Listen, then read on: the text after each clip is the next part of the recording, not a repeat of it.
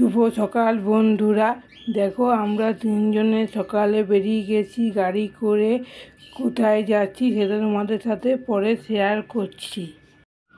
আজকে নীল ষষ্ঠী, সেই জন্য আমার শ্বশুরবাড়ি শ্রীপুর, সেখানে দুদিন ব্যাপী গাজন উৎসব হয়, মেলা হয়, সেই দেখতেই আমি যাচ্ছি। দেখো এটা হলো আসানসোলের রাস্তা, আমরা পার হচ্ছি। এখানে দুদিন ব্যাপী নানা অনুষ্ঠান হয়, সেগুলোর ভিডিও ক্লিপস কিছু কিছু আমি তোমাদের সাথে শেয়ার করব। দেখো এবার এটা কালীবাড়ি মোড়ে ডান দিকে ঢুকছি। এটা হলো শ্রীপুর মোড়, যেটা আমরা ঢুকছি। এবার এখান থেকে আরও 10-15 মিনিটের রাস্তা আছে, তারপর আমরা আমাদের গ্রামের ভিতরে ঢুকে যাব। তাই তোমাদের সাথে আমি শেয়ার করছি। তোমাদের কেমন লাগছে এটা কমেন্ট করে জানিও। এবার আমরা দেখো আমাদের গ্রামের ভিতরে ঢুকছি। দু সাইডে কত গাছে ভর্তি। দেখো এটাকে বলে নিগা বাঁধ। এখানে কত মোষ গরমে চান করছে। দেখো কি সুন্দর পরিবেশ। আর এখানে আমাদের বার্নপুরের মতো অত গরম নয়, ঠান্ডায় ছিল। এই আমরা ঢুকছি এবার আমাদের ঘরের দিকে।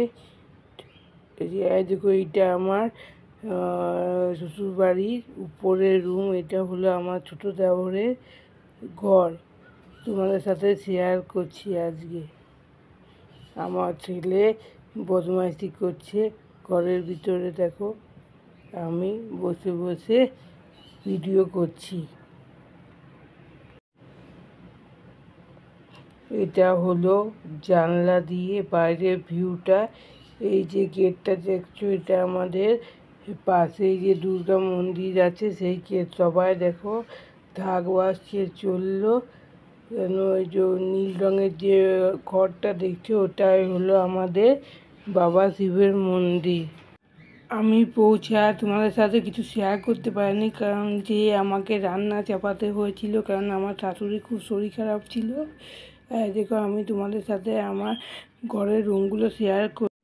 এবার আমাদের রুমগুলো শেয়ার করছি। দেখো এটা হলো আমার রুম। তার আগে যে রুমটা দেখলে ওটা আমার ছোটো দেওরের রুম ছিল।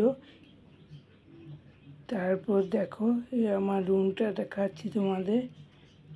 এর পাশেরটা হলো আমার মেজো দেওরের রুম। দেখো রুমগুলো বেশ বড় বড়। এটা হলো আমাদের বারান্দা। দেখো এটা আমার শ্বশুরমশাইয়ের ফটো।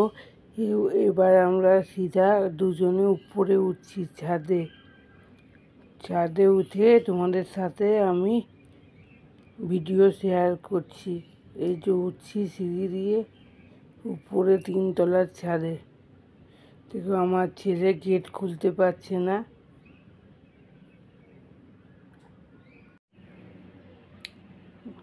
দেখো গেট খুলতে পারছে না, আমাকে আবার বলছে মা খুলে দাও। আমি আবার খুলে দিচ্ছি গেট। এই দেখো উপরে উঠছি, দেখছো কত বড় ছাদ। দেখো পাশে হলো আমার মেজো কাকা শ্বশুরের ঘর।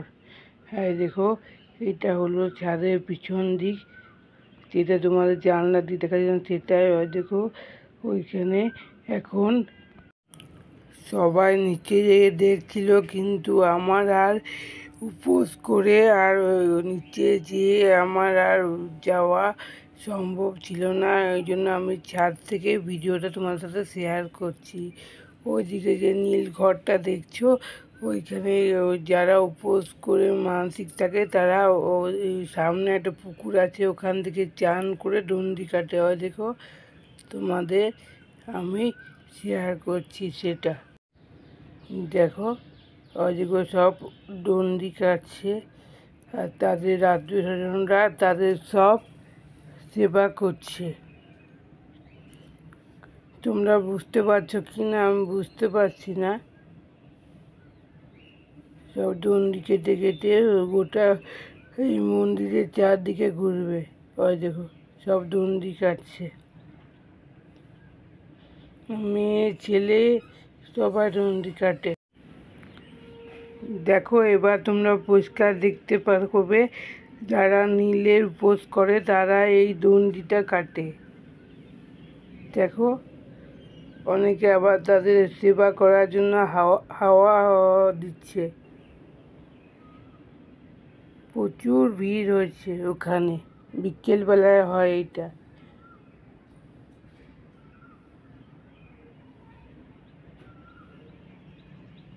দেখতে পাচ্ছ তোমরা?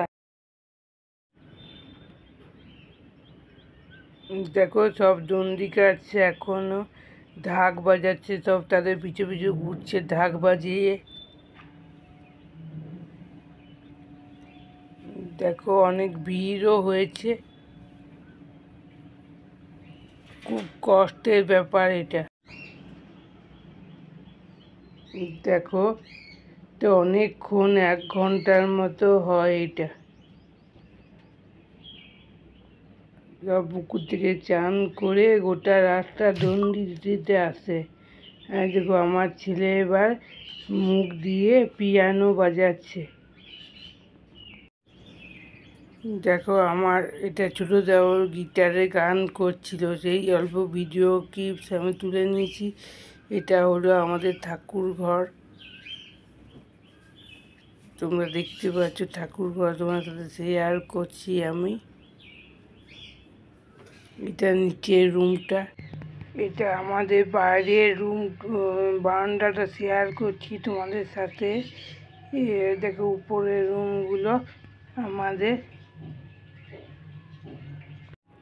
তারপরের দিন হলো সংক্রান্তি, সেই জন্য আমরা সংক্রান্তির দিন রাত্রেবেলায় বার্নপুরের উদ্দেশ্যে রওনা হলাম। দেখো এটা আমরা গ্রামের রাস্তা দিয়ে বেরিয়ে যাচ্ছি,